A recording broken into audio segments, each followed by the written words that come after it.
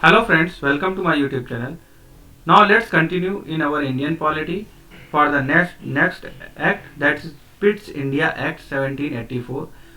So again I am telling that this video is very important for all aspirants who are preparing for the competitive examination, who are giving the PCSJ judiciary examinations, who are giving for PSC examination, who are giving for the administrative examination, and who are appearing for the civil services examination. So polity is common for all, यानी कि आप सब लोग इसका benefit ले सकते हैं. तो अगर आप लोगों ने अभी तक हमारे चैनल को लाइक एंड सब्सक्राइब नहीं किया है तो एक रिक्वेस्ट है कि kindly like and subscribe our channel.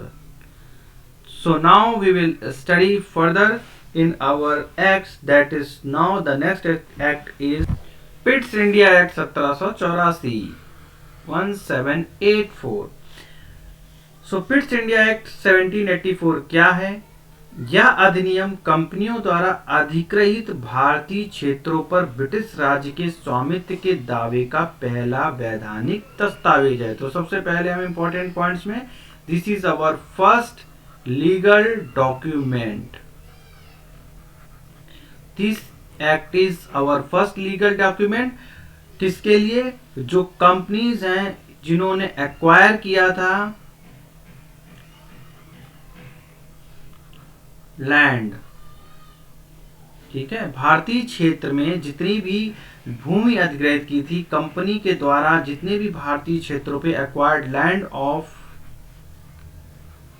India, जितनी भी इंडिया की लैंड जो भी उन्होंने कब्जे में की है, इस कंपनी ने जहां जहां पर अपनी ब्रांचेस ओपन की थी, जिस जिस क्षेत्र को अपने कब्जे में लिए थे, तो उसके लिए अभी तक उन्होंने कोई भी लीगल डॉक्यूमेंट नहीं था इनके पास. तो यहाँ पर यह एक्ट जो है पिट्स इंडिया एक्ट 1784 क्यों इंपॉर्टेंट है? This is the first legal evidentiary document that is acquire land of India. यानी कि यह अधिनियम कंपनी द्वारा अधिग्रहित भारतीय क्षेत्रों पर ब्रिटिश राज्य के स्वामित्व के दावे का पहला वैधानिक दस्तावेज है. इस अधिनियम के द्वारा कंपनी के व्यापारिक और राजनीतिक क्रियाकलापों को अलग अलग कर दिया. यानी कि नंबर 2, ट्रेड और पॉलिटिक्स दोनों को सेपरेट किया. तो सबसे पहला ये एक लीगल डॉक्यूमेंट है for acquiring land of India. जो भी इंडियन लैंड, जो भी क्षेत्राधिकार ब्रिटिशर्स के कब्जे में थे, उन्होंने उसको लीगलाइज किया. इस अधिनियम से कंपनी द्वारा अधिग्रहित भारतीय क्षेत्रों पर ब्रिटिश राजनीतिक के स्वामित्व के दावे का पहला वैधानिक दस्तावेज है कि ये ब्रिटिश स्वामित्व की का क्षेत्र हो गया. अब ये जो भारतीय क्षेत्र कब्जे में, अब इसमें ब्रिटिश साम्राज्य है, तो उसका जो फर्स्ट लीगल डॉक्यूमेंट है वो पिट्स इंडिया एक्ट है.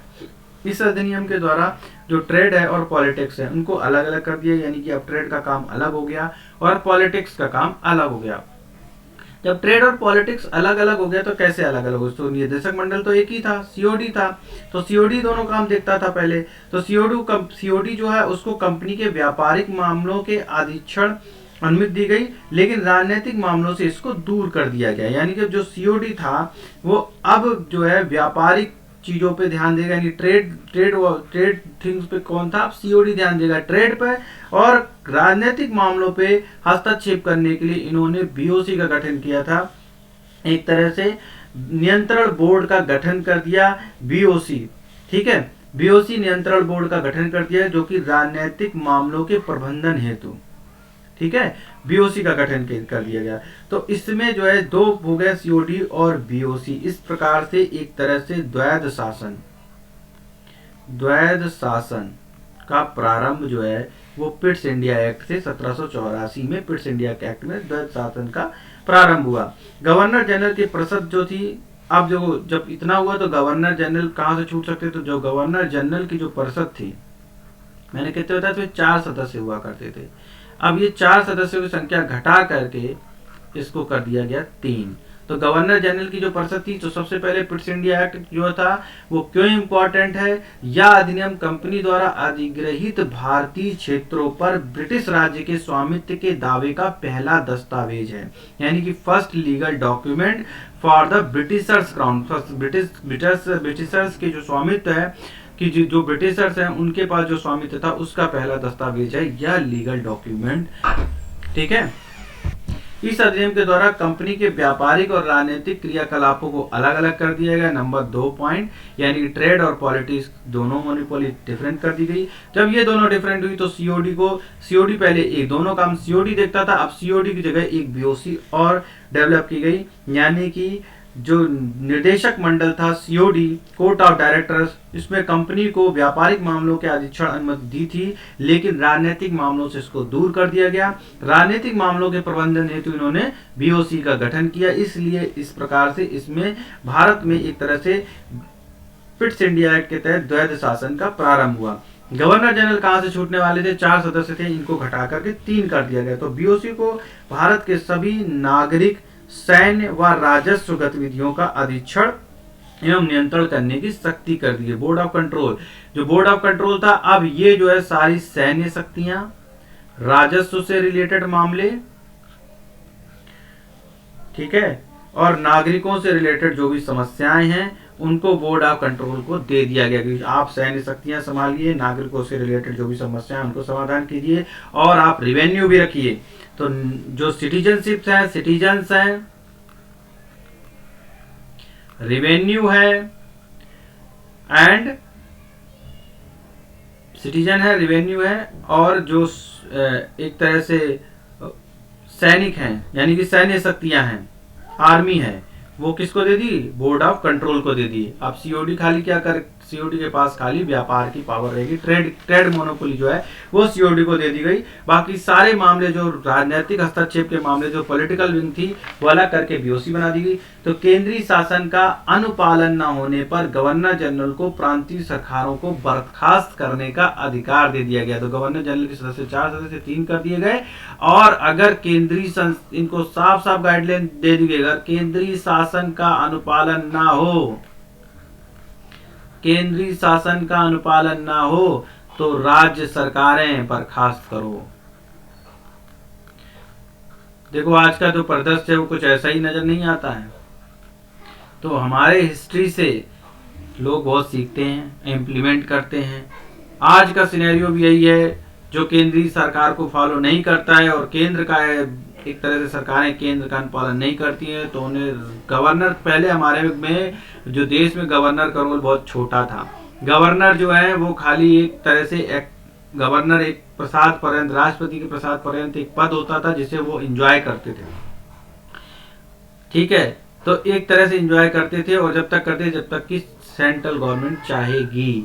अब गवर्नर का रोल बढ़ता हुआ सा दिखाई दे रहा है। गवर्नर जो है वो राज्य के शासन में हस्तक्षेप कर रही हैं। तो ये जो है कुछ सा एक तरह से हमारा जो संविधान है जिसमें हम लोकतंत्र की व्यवस्था की बात करते हैं, कुछ सा ये जो है वो रिपीट करता हुआ सा नजर आ रहा है, जो पिट्स इंडिया एक्ट 1784 टाइप के एक्ट की तरह।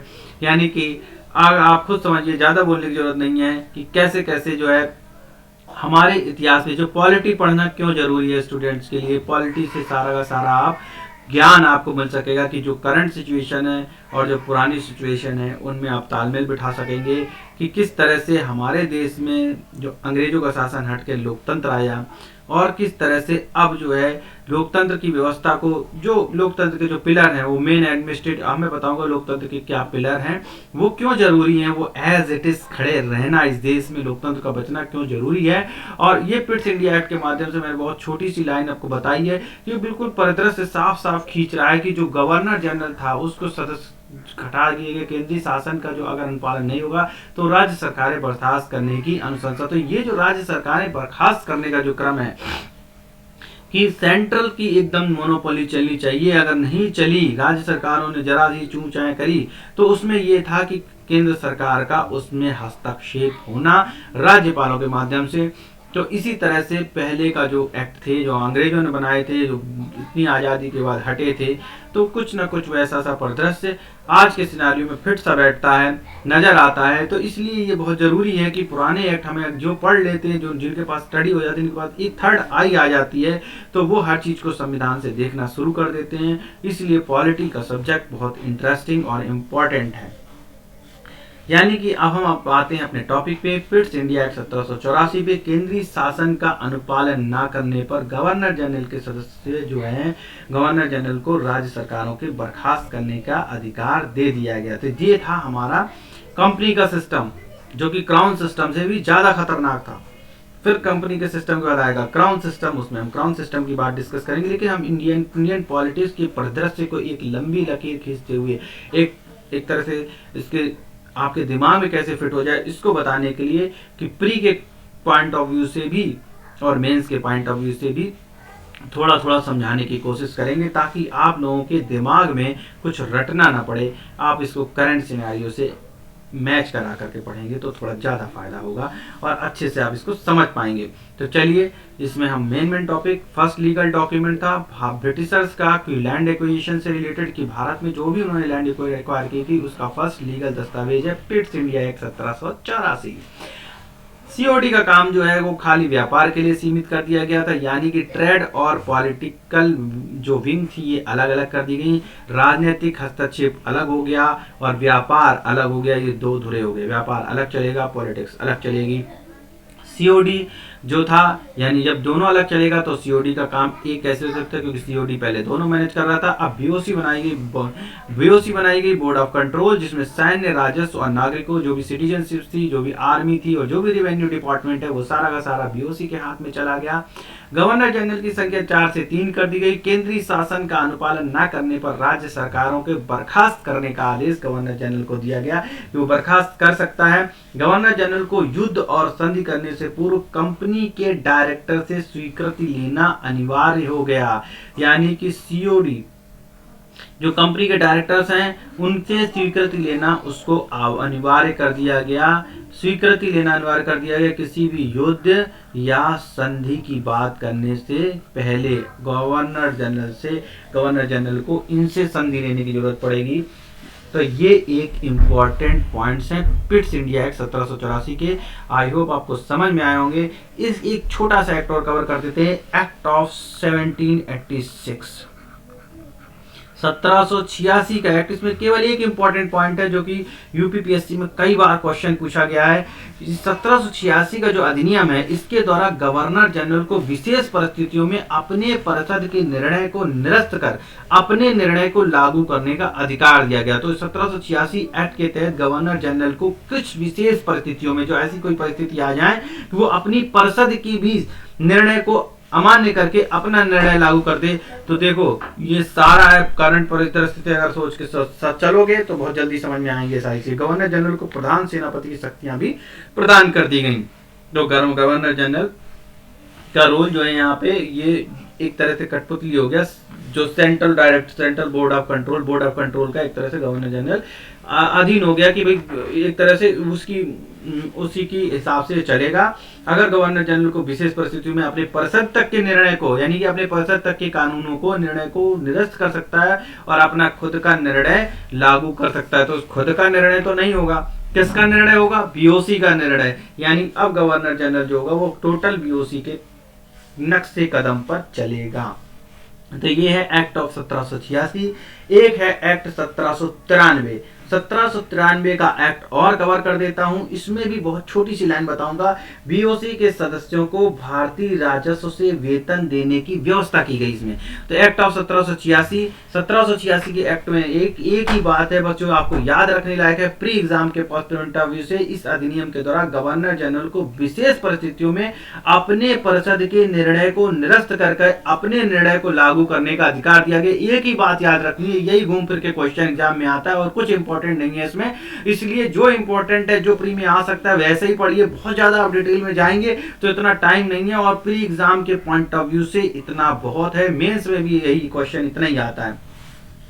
गवर्नर जनरल को प्रधान सेनापति की सारी शक्तियां दे दी गई। इस अधिनियम के द्वारा गवर्नर जनरल को विशेष परिस्थितियों में अपने परिषद को निर्णय को निरस्त कर अपने निर्णय को लागू करने की शक्तियां दे दी गई 1786 में। तो गवर्नर जनरल की तो होंगी नहीं, बीओसी की होंगी। अब 1793 का एक्ट जो है वो भी इसी में एक कदम है 1793 में कि बीओसी के सदस्यों को भारतीय राजस्व से वेतन देने की सिफारिश कर दी गई। अब यानी कि जो बीओसी का वेतन है, बीओसी का वेतन वो भारतीय राजस्व से दिया जाने लगा, भारतीय राजस्व से दिया जाने लगा। तो 1793 का एक्ट जो है वो भी इंपॉर्टेंट है, 1786 का, इसमें यही लाइन इंपॉर्टेंट है, यानी सभी कानूनी बिंदुओं की व्याख्या का अधिकार न्यायालय को दे दिया गया। दूसरा पॉइंट, तो ये था हमारा पिट्स इंडिया एक्ट ऑफ 1786, जिसमें बताया गया गवर्नर जनरल को विशेष परिस्थितियों में अपने परिषद के निर्णय को निरस्त कर अपने निर्णय लागू करने का अधिकार दे दिया गया। और इसके बाद 1793 का एक्ट जो है बीओसी के सदस्यों को भारतीय राजस्व से वेतन देने की व्यवस्था की गई। तो ये पूरा जो है एक तरह से 1793 तक के एक्ट मैंने बता दिए हैं। अब हम नेक्स्ट में 1813, 1833, 1853 के चार्टर एक्ट डिस्कस करेंगे। तो thank you for watching us, kindly like and subscribe us.